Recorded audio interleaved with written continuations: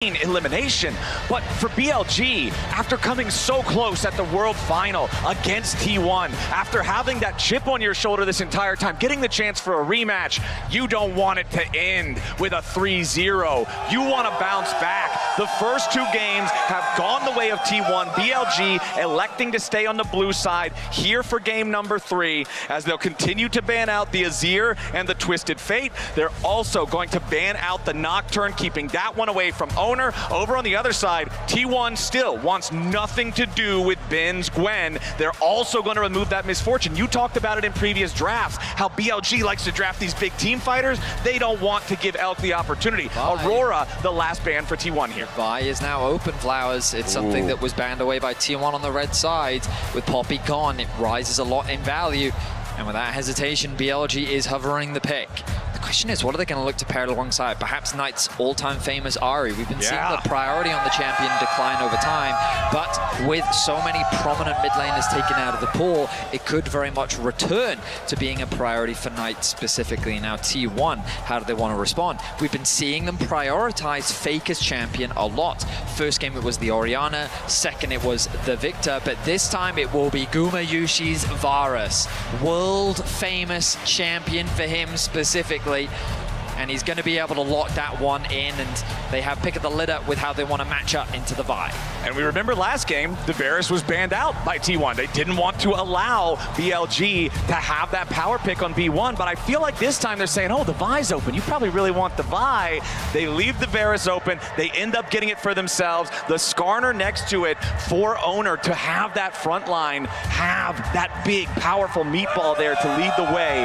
And how does BLG want to respond to it? What is going to be the answer to the power pick in the bot lane here? Or do you even want to bother with the bot lane right now? Instead, they'll lock in Ambessa for Ben. They might need to grab the Kai'Sa now. Oh, there's the Ahri. Okay, that's, of course, that's what we needed to see. Knight's famous Ahri, picking that one up. Huge, huge pairing with the Vi. This is one of those just go-to duos in League. Zyra Khan's in the lore. Vi and Ahri are in pro play. This is the duo that gets so much done. But it's also Knight's Ahri. It's a champion that he's had so much success on throughout his career. It's a champion that you only have to go back a year to think about that this used to be a perma ban against him specifically because of how good he was on the champion. Still a monster when he gets his hands on the pick. And mid lane has kind of been left to the wayside, so BLG can continue to pinch that pool, try and put some pressure onto Faker, as it was the Renekton that was locked in for Doran to match up against the Ambessa. A pretty good matchup in the early game. He can definitely build some leads and will also act as an effective dive buddy alongside the Skarner. So we've got top laners for both sides. We've got junglers for both sides. I want to see what this second half of bans looks like here. The Sylas banned out by BLG. Faker played this a lot in that last World Finals best of 5 against BLG. They don't want to allow him to have the opportunity to do it here on match point, while T1 instead going to focus those additional dive buddies, those additional engage mechanisms on the support role for On. They'll ban out his Rakan, they'll ban out his Nautilus, and try to reduce the amount of extra go buttons that BLG can use. I do wonder if they will consider a first pick Alistar even. Of course, there's always the Karma still available for On to try and bully out on that matchup. But, ooh, the Tahm Kench as well, going to be taken away. It's very interesting. Yeah, the hook potential champions in the Tahm Kench. You can see where BLG's head is at, a potential protection for the Varus, especially with how much dive is coming through on the side of BLG. What support is T1 looking at? Do they feel like they need a little bit more engaged? Do they even want to lock in their support? They've been saving it relatively late into the draft. No, it does look like that initial expectation that Alistar that we were talking about is going to come through. You take that away from On, one of his best champions, pairs up quite nicely with the Varus because the Varus provides the lane pressure where Alistar can sometimes fall short just because he doesn't provide a huge amount in those early levels. And BLG, now what do you even pick into it? With the AD carry pool kind of limited in terms of good matchups into the Varus, the Xayah, of course, raises in priority. You go back to the bans, you can see the Rakan taken away. It does lean you towards that Leona potentially coming through for On if they still want that engage, which I do think they need as potential follow-up. Okay, Xayah is locked in here, so the defensive option. Xayah, of course, one of the biggest weaknesses of this champion is range. It can be difficult for her to try to get in range of these longer, possible artillery-type champions. If Varus can hit a lot of piercing arrows, particularly with lethality builds, can be a real nightmare for that Xayah. And it looks like our last pick here will be the support Gragas for On. Good matchup into the Alistar, can create a lot of disruption, provide a bit of peel, but can also potentially open an avenue for your dive to gain access onto the backline. Oh, your Renekton is flying at me. What if I throw a barrel behind him, send him over the other way, and then I can quickly set my sights on that Varus? Like the idea, we'll see how things pan out. The last pick is going to come through, and it's none other than Faker's Rise. Again, we go back to that CFO series. Faker was the weak point in that matchup. Hongq really got the better of him, and he wasn't performing in the way that we expect him to. Game 5, he was able... BLG bounce back and show that they've got what it takes, or will T1 run this series over 3-0? BLG has a larger grouping top side than in previous games in this series. On just going to use his body slam over the wall there. The mobility on the Gragas can get you deeper into enemy lines than you otherwise might expect someone to be. T1 going to go for a counter invade, but they are on top of an early ward from BLG. Immediate response from T1 to get that very deep vision onto BLG's bot side jungle. BLG going to path back this way. Faker, he's going to spot them out. Faker walks right into the brush. Knight with the level 1 charm finds that on Faker as Keria goes for the headbutt to knock Elk away. But now On continuing to put the pressure on. Faker's under pressure from the Ignite. He's healing up, but the first blood goes over to BLG's mid laner. Knight has to commit his flash, realizing that On's Ignite is the one that's likely to finish that one off. But he ends up getting that first blood. Great start for BLG, getting that punish, and now the trade in the bot lane. Guma, he expends the barrier, and BLG already off to the races here in Game 3. Yeah, this is a very nice start for BLG. The non-flash summoner spell down for both On and Keria here in the bottom lane. Guma also using that barrier, like you pointed out, so it's +1 summoner spell in the bot lane 2v2. The advantage for BLG on top of the additional damage that they got onto Guma Yushi, and Faker dying there before the minions even spawn. He's already had to use his teleport to get back to lane and make sure that he doesn't miss EXP. So that typical handshake of mid laners trying to scale towards level 5, level 6, make their first recall to buy a component item and then return will not be there. I mean, the good news for Faker is that Knight started with the charm, which means that in terms of the very early mid-wave push, it's going to be entirely in Faker's control. You can see that getting that push, they also have that early ward that they invested onto the Raptors to spot out where Beishuan was starting in the early game. The trade's going to come through. Bit of a trade back from On, going to proc the Aftershock. So even though the barrier was expended, Guma Yushi leveraging the strength of the Varus to bully out Elk and On in the early laning phase. Knight finds himself underneath his tower in the early game, kind of as we expected by starting with that E. So Faker's been able to build a little bit of a CS advantage in the 1v1.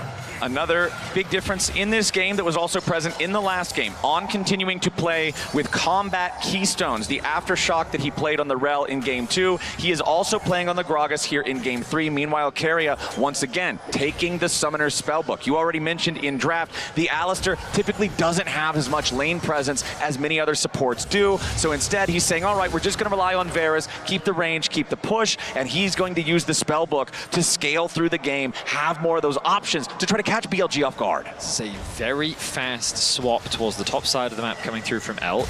A lot of farm and experience is going to be lost. The wave state also isn't ideal. It's not like he's catching a wave that was pushed underneath the tower. So he's about half a level now behind Guma Yushi. He lost a wave and a half in terms of farm. Faker maintaining control over the mid wave, his owner hovering around. No flash, remember, on Knight. Doran, ruthless predator. Here? I mean, maybe if Doran just gets really crazy, but right now he's happy to just ward the brush. Elk steps up, finds a couple of feathers there, but Doran's still just fine as Guma Yushi and Keria have now made their way up here for the response swap. Keria using the minion to gain a little bit of extra distance with a headbutt, wants to pulverize. Doesn't find a whole lot else, but Elk loses a bunch of health to the piercing arrow of Guma Yushi, even though they don't get the full lockdown. And now, yeah, Elk going for a recall. This Xayah feels pretty far behind. this is very bad for Elk. Like, he's been denied so much farm. The wave was pushing towards T1's tower. The good news that this wave should slow push back towards that top tower, but they don't find a successful swap in the sense of getting out of this 2 versus 2. On now in a lot of danger. Uh-oh. Carrier's gonna stand in the way of it. Immediately flash, pulverize, headbutt to knock the big man back. Now with Owner showing up, there's no way out for On, and Gumayusi puts an arrow straight through him. A clean play from Carrier. The flash in front to give On no window of escape. Oh, this is disaster for Elk. Owner's hovering around. The threat of a dive is real. He recognizes that he's in serious danger. Beishuan has to get over here quickly. He desperately needs this farm. Beishuan coming around from the side. It is a 1-level advantage for the Vi, but that's not going to matter. Elk gets slammed into the wall. Could have a 3v3 here. Faker thinking about rotating over. There is a Realm Warp available for the Rise. TP coming in now for BLG. They want to try to make a punish here against T1. Gumayusi and Carrier using the heal from the Alistar for the extra move speed to make their disengage. Faker also walking up, not needing to use the Realm Warp just yet. Beishuan continuing the chase, but there's no ulti, no cease and desist for the Vi as Knight has the Spirit Rush. Faker's gonna be caught out. Nice play from BLG, and Faker's taken down. Faker comes from mid to assist with T1's escape, but he finds himself isolated in the river, and BLG doesn't waste any time punishing that. A much needed kill to alleviate some of this pressure that was coming down onto the top side. Elk, though, still finds himself in a very difficult position, a full level behind Gumayusi, and he's down about 2 waves. Yeah, and look at how big the wave is, Betty. It's bouncing straight towards Gumayusi and Carrier. Elk Zaya is going to have some work to do to catch back up, but Knight on his famous Ahri, off to a 1-0-1 start, off to a gold lead against Faker. In both of these past couple of games, BLG has tried to find the plays, tried to find the kills onto the T1 mid laner, and they've just come up short time and time again. If Knight can get fed, if Knight can be the one behind the wheel, they just might find what they're looking for. I mean, they're in a great position because Beishuan about to take over to level 6. That mid laner has no flash. Knight, when he gets his ultimate back up, that is where I want to see these plays being made. Either threatening a play onto Faker, or at the very least getting that mid push and threatening a dive on the side lane. BLG need to find a way to help get Elk back into this game, because, I mean, he's in a very awkward spot right now. Yes. The circumstances in the early laning phase have put him in an awkward position. Doran, though, meanwhile, on the top lane is kind of doing what they do, as they have done throughout this series, just kind of farming back and forth. Doran has built up a bit of a lead, kind of as we would expect in this matchup. Renekton having the advantage in the 1 versus 1. Knight, with the Lost Chapter already completed, is kind of an Ahri's dream. Getting that first item as quickly as you can really just helps with your wave clear. Really nice mana. On and Elk find themselves in a 2 versus 1 here. Guma has to respect this. Yep, trying to get the distance and does successfully get away before On can find the range that he would need to try to make any sort of a move here. And now the teleport from Carrier. There's the use of that Summoner Spellbook, like I mentioned earlier, just having the versatility of all the different options.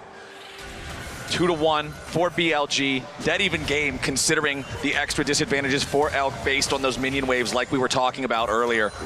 As we'll see no early objectives just yet. Owner now going to start up the Void Grubs. The first dragon wasn't taken before these, and T1 gonna go ahead and get ready to go. Now Faker looks like he's taking a recall now, but he has his teleport ready to join up here in the fight. First grub already over to T1, and it looks like BLG is gonna call it off. BLG they don't want this. They would have loved to have fought it, but their AD carry is in no position to fight. Gumayusi, being level 6, has that ulti available.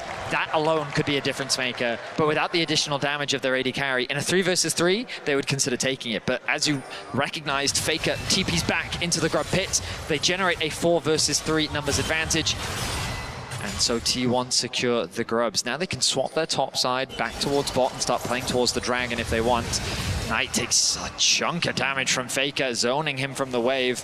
But here we go. Beishuan goes in. There's your cease and desist. Knight needs a little more damage. Faker's Realm Warp gets him away to Owner. And Faker Faker survives. Now in the bottom lane, Doran with the Dominus, trying to put the pressure onto Bin. Public Execution is still ready. The Ambessa defending himself underneath the turret. Doran charging up that Fury bar though, finds the Empowered Call the Meek for a little bit of extra damage. But remember, once Ambessa unlocks her ultimate, she has the passive vamp on everything. It's much harder to wear him down over time. A scary situation for Faker to find himself in. This was the play that we were talking about from the draft. This is what I wanted to see BLG doing to get a foothold in this game. They make the play happen, but they don't actually have enough damage to get the kill down onto Faker. The Dragon now going to be secured by T1 as well. The objectives are going the way of T1. And it feels like that slowly but surely BLG is losing more and more control over this game 3.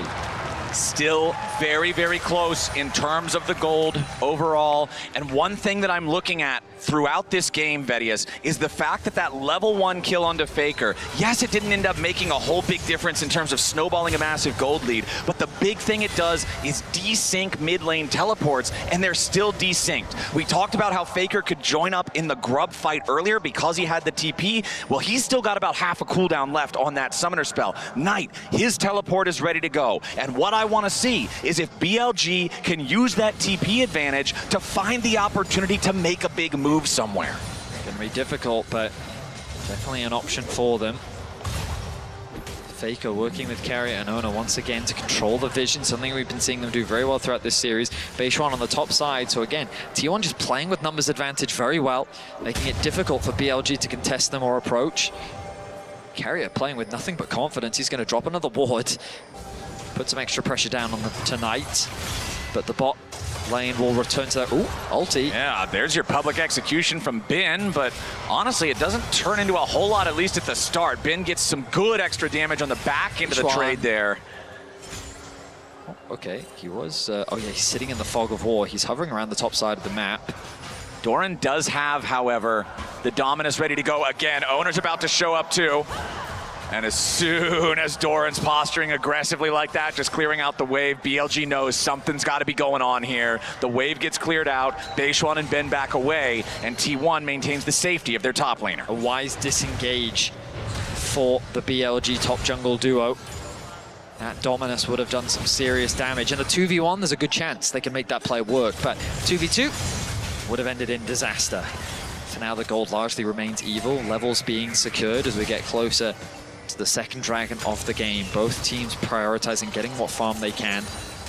There's something poetic about Knight playing the Faker Ahri skin as well. into Faker himself. The Hall of Legends skin itself. It's a feeling the that man that never wears a skin. It's a feeling that most players will never experience, but that's where we're at here. Is On just tries to get a quick snappy trade there onto Carrier, but it doesn't amount into a whole lot. Headbutt Pulv trying to turn things around, but now Doran and Carrier in a little bit of trouble. Cease and desist there onto the Gator, knocked right back with the explosive cast. Doran tries to find the Ruthless Predator, but there's nothing there. Feat of Warfare claimed by Knight and BLG. You wanted to see them use the Knight TP aggressively, and they do. I will say it's a bit, ulti. Okay, Elk's fine. Yeah, he is, but I think it was overkill. I will be honest. Like, don't get me wrong, funneling resources into Knight, great idea, but you've just left Faker isolated in the bot lane. He's just chipping away at those tower plates. He got 2 off the back of that. He's continuing to get another wave. Bin had no TP to go and respond of his own, which meant that, yeah, the actual gold swing doesn't shift that much. The only real good news is that Knight gets a couple stacks on his Dark Seal. Exactly. He's working towards turning the ring into a book, and that might be the difference maker that they need. Knight does complete his Malignance here early on. This item can be very powerful with champions that get the chance to proc it multiple times with the ulti, like Ahri does. Gives you a ton of extra cooldown, too, to make sure those Spirit Rushes are always available, and that could be the big playmaking tool that BLG needs to get their first win in this series, to take us to a Game 4, and to keep the fight going against T1. 75 seconds until both the Dragon and the Herald spawn. They're desynced by literally 1 second, which I think, Vedius, always creates an interesting map state as teams have to decide. Do you want to handshake this? Do you want to try to dissuade them while also half-heartedly going for the other objective yourself? It's always an interesting dance. Certainly is. And we think about TPs once again, it's T1's turn with the TP advantage. Because Knight committed that to be on the top side of the map, he is in a position to contest the Herald, but I think it makes it much harder for BLG to contest the Dragon. Owner and Beishuan both hovering on the top side of the map. Wave gets pushed in underneath the tower that Faker has to go and get. BLG, though, looking for a quick reset. We'll see what their sights become. Okay, all right, Carrier. He's like, this is my ward on, and you are forbidden from touching it. It's even, insult to injury is knocking him over the terrain, so if you want to get back to the wards, you've got to walk the walk of shame back to the ward. As Doran versus Bin, once again, the fight breaks out. Both of these guys are seemingly way too happy to commit their ultis to these fights, but this one ends up being good. They've got the opportunity to take the tier 1 turret. That's going to be the feat of turret for T1, and that's going to be one step closer. All they need is one neutral objective now. They'll have the extra boots too, and that neutral objective spawned right beside him here in the bot side river. Second Drake of the game is live. They already got the first one. If they get this, they'll be on a nice road to stacking towards the soul. They also got the 3 Void Grubs. It's every neutral in the game going the way of T1. Certainly is. Knight stuck on the top side of the map, which means that they are not in a position to contest this objective. A Herald will still do BLG nicely. They can drop it into the mid lane to help them secure that tower, especially with Gumayushi acting as the gatekeeper once again. We often see him in this position. Ulti gets thrown out, won't connect onto Beishuan. But ultimately, T1 feel like that even though they are behind in gold, they're in a good position. 2 dragons to their name, the feats of warfare. They've secured the first tower of the game as well on the bot side of the map. But by the way, that was a clean movement. Guma getting that push in mid. He's had it all game long against El. And then that fight over that ward, escorting Guma from the mid lane to the bot lane. They caught that wave in bot, and then they secured the objective as well. Oh, top side. Once again, they're looking to put the work in on Faker and BLG. Knight is eating so good in this one. 3-0-1 on the Ahri, 0-3-0 for Faker's Rise. A 1,500 gold lead for BLG. And while T1 was making their play in the bottom side, you already touched on it. Beishuan secured the Rift Herald, so that means BLG have the opportunity to extend the gold lead even further. Now Knight could have a bit of a problem. He's already used the Spirit Rush, and now he's got to try to escape from Doran and Owner, but his flash was already spent, and Owner's ready to chase. That's a kill going over to T1, as Kerry and Gumayushi are up against the remainder of BLG. Bin trying to distract Doran and Owner, as now Kerry is ready to jump right back into the fight. It's Faker trying to join up with the TP. He's arrived, and the cask flies out to buy some time, but it won't buy enough. Elk with a nice root there on the blade caller, but he gets pulled back. A double impale from Owner, and BLG are shattered. Just like that, T1 flipped the game on its head once more. The momentum going so much in the favor of BLG. Knight is getting so strong, but he stays for a wave too many. T1 collapse onto him. They get a big shutdown. BLG, though, desperate for something else. Think that they've caught out Carrier. Maybe they can even get a play onto Guma. He's safely over the wall. Carrier acting as a bodyguard, and then they forget that TP is available for Faker. The man arrives. T1 are poised to collect these kills, and as desperately as Elk tries to escape, Faker and Owner make the magic happen. Kill after kill after kill. They take out... Oh yeah! Oh yeah! I couldn't have said it better myself. 5 kills to 4. T1 now lead with the gold. Beautiful sequence there from T1. BLG trying to make their play, but Knight getting caught at the very start. That was your 3-kill Ahri, dying to kick off the fight. Now Doran versus Bin once again. Doran popping the Dominus to clear out the wave. BLG was trying to overload to go for a dive here. T1 brings up reinforcements. Doran clears the wave out in time that BLG can't act before those reinforcements arrive, and that means BLG back away. They're gonna get a consolation prize of a red buff, but what's that, Vedius? Down there in the bot lane, we got a long-range problem as Faker's applying pressure onto the tier 2. He will demand a response from Knight there with the teleport to go answer that, but that's once again the most fed player on BLG being drawn away from the battlefield. Owner continues chasing forward. Gumayushi's going to pick up a Scuttle Crab. T1 maintains control over the topside river. BLG gets sucked into the action. We've been seeing it throughout the series, and they're looking for more. Okay, Carrier might be the target here for the BLG engage. Finds a nice three-man pulverize, drops the unbreakable will, but they'll break him anyway. They just want to give the money over to Elk, bring him back into the game. Gumayusi knocked back! Beautiful play from On! Shut down for Knight! Owner with another double impale, as Ben has to flash away from the turret. BLG don't lose a man, and they find two critical picks. These are the type of plays we need to be seeing from BLG. Pick after pick, getting more control on the map, converting these picks into objectives as well. The mid tower has been secured. BLG showing us that there's still very much life left in them. I thought that they'd be in a bit of danger, but when you look at the map state, T1 is playing on 3 lanes. Guma throws out the ultimate to try and help his support, but there's little he can do. Knight has already collapsed. Guma doing his best to sidestep, but he doesn't have any summoners. Then On with a fantastic ulti, sets up for the shutdown on Knight. And then Owner's forced to retreat. T1 lose a few members, they lose that mid-tier 1, and BLG fight back here in game 3. T1 still with a 2-0 Drake lead, however, and 10 seconds until the third Drake of the game spawns. BLG do not want to give this one away for free, as T1 try to hit him with a couple of skill shots on the way through. Ward over the wall from BLG, gonna see the Drake get pulled.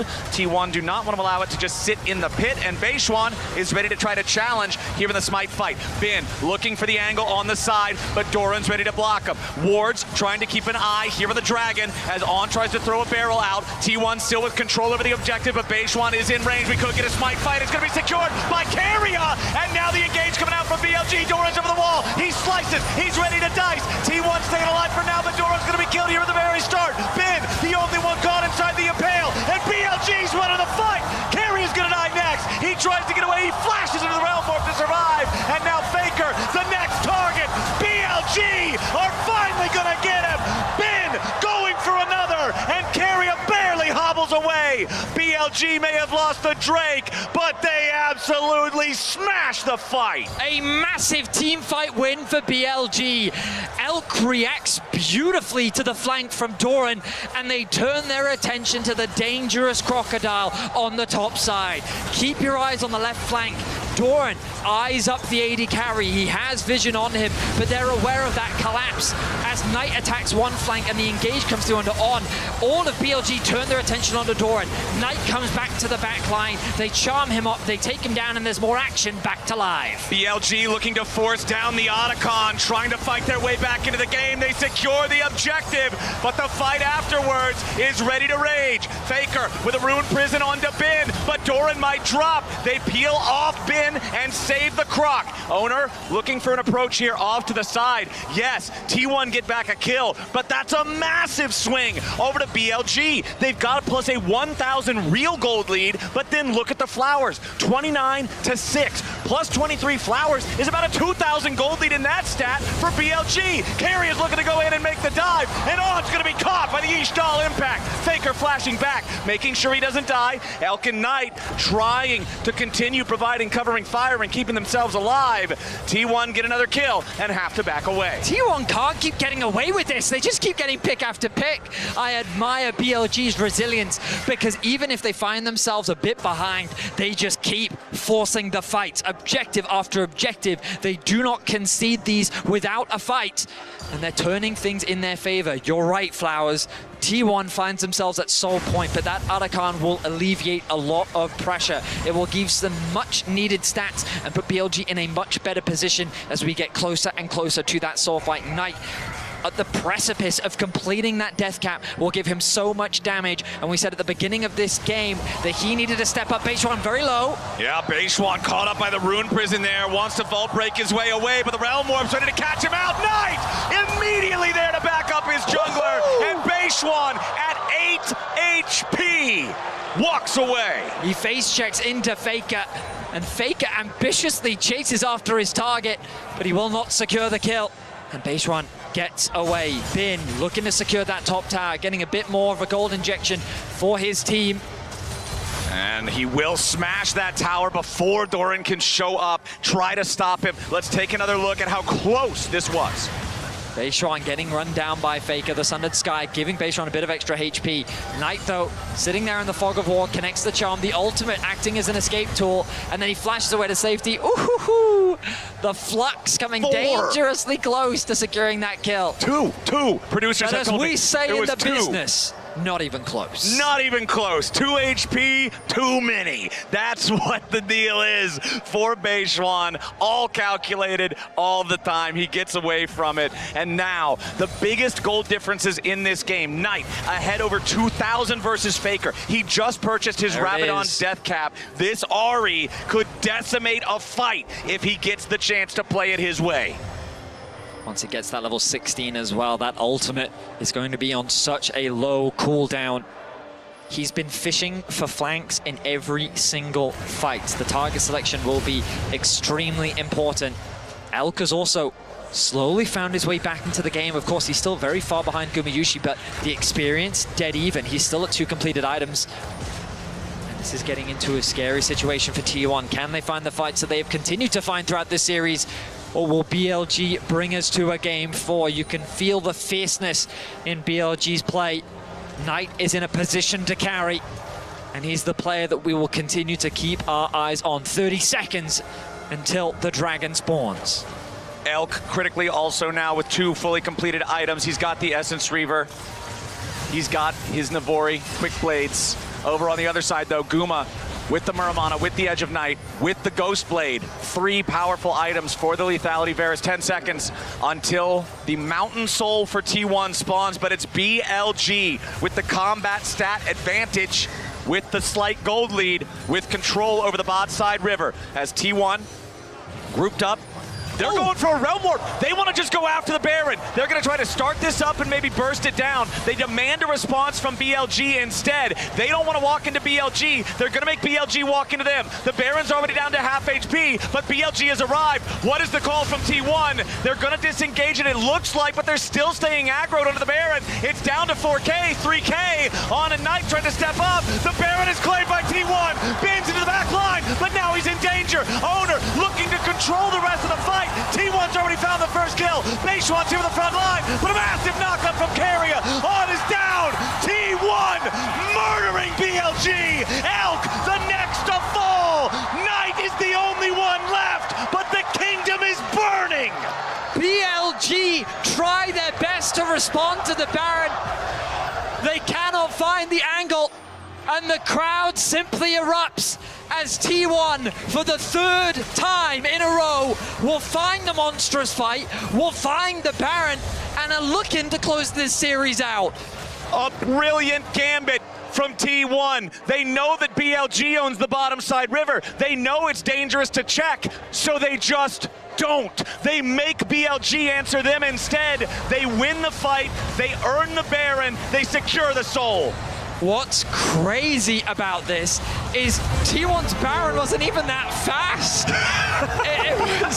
They have a lethality Varus, and it gives so much time for BLG to actually respond, but they just cannot find an angle. We look back at this MasterCard priceless moment, and we see in this window a lot of damage is done to Doran. Bin goes in onto the backline, but there's no follow-up because BLG's focus is divided. 3 members set their sights on the Baron while Bin goes in alone onto the backside. They don't play the fight slow. Then watch Carrier. He gets the 2-man knockup onto Knight specifically. So much damage is dealt to him, and T1 just turned this into pick after pick after pick. Elk has nothing left. Even with the flash, there's nowhere for him to go. And T1 decimate the fight. Really, really well done there. Owners Impale also locking up Beishuan so that the Vi can't jump in with the Ambessa. There's no 2-pronged threat. And T1 now with the Baron pushing up. That last sequence also earned Owner his 1,000th assist at international tournaments for his career, as T1 now gonna get collapsed on. Potentially Bin with the PP wants the angle, but Owner's already found the pull. Beishuan's down, and T1's bringing in the back backup. A nice blade collar from Elk, but is it enough? Doran pops the Dominus, and Elk's feathers fly. Keria and Gumayushi putting more damage into Knight, as Keria might just die. The point-blank piercing arrow finds a little, but Gumayushi has to flash away. Elk with another kill! Beautifully done alongside Knight. Faker dominating with the kill on Bin. It's a 2-for-2 trade. T1 overstep on the bot side, and they give an angle for Knight to find the outplay. Working with Elk, they do massive damage, and they pick apart the bot lane. The Baron losing some value. Of course, still a massive Red Bull Baron power play, but Knight holds the line for now. Big stop there from BLG. It looked like T1 was looking to maybe end the game, but watch Elk and watch Knight. The fight is on two fronts. The TP comes in on the one side. Faker turns his attention onto that. Whereas the moment that the engage comes through from Beishuan, he gets shut down. Bin gets isolated as Ona and Faker turn their attention onto him. But now this is too deep. A really good barrel comes through from On. The feathers do in fact fly, do massive damage onto Doran, and Keria is low as well. Knight sees that as his opportunity to pick up a single pick. Then he converts it with the charm, and then the flash forward from Elk means that they secure another kill. A shutdown comes through, and it's BLG that fight back. They're not down and out just yet. They find themselves behind, fighting up against a Mountain Soul, but a few more picks, and they can still find a way to fight back here in Game 3. 4 fully completed major items for Knight. Elk completing his Lord Dominic's regards at the same time to make sure he can punch through the front line of T1. 3 minutes until the Elder spawns, 2 minutes until the Baron is back alive. T1 invading the enemy jungle. They want the red buff, but Beishuan secures it with a nice smite there. Will not let Owner get the better of that minor objective as T1 continues setting up vision, control wards in enemy territory, looking to choke BLG out of the rift, make it scary to walk anywhere into the fog, make it slow to walk anywhere outside of the base so that when these neutrals are ready, T1 can once again jump on that. 90 seconds now on the Baron, 1 minute more than that for the Elder. Because of the fact that they're desynced, there's not a chance to do this, pull them towards one side, jump to the other again, unless you delay. We'll see if T1 wants that delay, since they showed their ability to navigate it earlier, or if they just want to rush the first. I think BLG still have a way to win the team fights. They really just have to be deliberate in their target selection. You can't have Bin diving onto the backline while the rest of BLG are focusing down the Baron. Their best team fight was when they turned their attention onto Doran as he tried to threaten Elk. If they can just lock down a single member, they have a lot of single target damage. The feathers can make it very difficult for T1 to chase them. It all comes down to patience. Right now it's T1 with the Mountain Soul, keeping the mid push up. The Baron spawning in 35 seconds. T1 know that they're stronger. They have a lot of poke, and you're seeing it on your screen right now. Guma can make it very difficult for BLG to approach the objective. Bin coming back out of the base now, has his Death's Dance, Shojin and Eclipse all completed. BLG trying to step forward. They do not want to allow T1 to start DPSing another Baron. No matter how slow it might go, we know that they're not afraid of the objective. BLG, I completely agree with you, Vedius. They need to find the angles. They need to be coordinated. They need to all be playing like a machine if they want to win this next fight against the Mountain Soul. T1, keep your eyes on Faker in the Realm Warp. Nice piercing arrow from Gumayushi. On's already lost 60% HP. Doran with a potential pincer angle. BLG scattered now, split into two halves. Knight takes another big hit there from the piercing arrow. Realm Warp, once again, it worked the first time. How about the second? On, barely at any HP. Beishuan and Knight looking to try to approach. Piercing arrow flies out. T1 still thinking about the turn. Doran's coming around from behind. The Dominus flash with the Predator. Now somebody gonna be locked up. Keria's got the follow. It's over. It's done. T1 slam the final fight.